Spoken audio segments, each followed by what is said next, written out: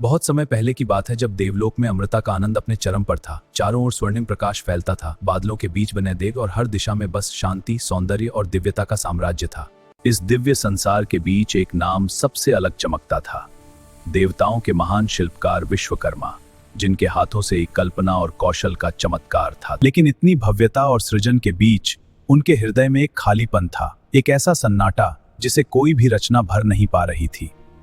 और फिर एक दिन स्वर्ग की नदियों के किनारे एक दिव्य आभा प्रकट हुई।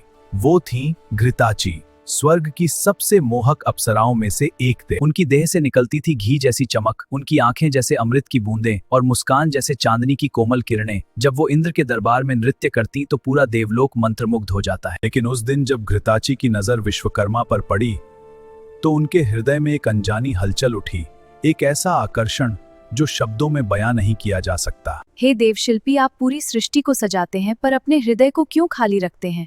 यह प्रश्न विश्वकर्मा के जीवन का पहला ऐसा क्षण था जब उन्होंने सृजन से आगे कुछ महसूस किया था। मैं पत्थर और स्वर्ण को आकार देता हूं, पर प्रेम आज पहली बार देख रहा हूं। यह प्रेम का जन्म है मेरे प्रिय।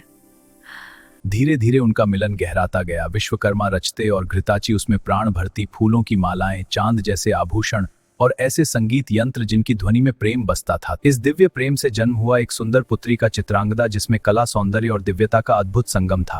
लेकिन हर प्रेम की राह आसान नहीं होती। एक निर्णय, एक प्रतिबंध और एक ऋषि का क्रोध विश्वकर्मा को मिला, एक कठोर शाप, वानर रूप में जीवन जब तक एक पुत्र का जन्म न हो। घृताची ने अपने प्रेम से उस शाप को तोड़ा और जन्म हुआ नल का, जिसने अपने पिता से शिल्प और मां से सौंदर्य पाया और आगे चलकर भगवान राम के लिए राम सेतु का निर्माण किया। और आज भी विश्वकर्मा पूजा में इस दिव्य प्रेम को याद किया जाता है, क्योंकि जहां मेहनत और प्रेम साथ हो वहां चमत्कार खुद जन्म लेता है।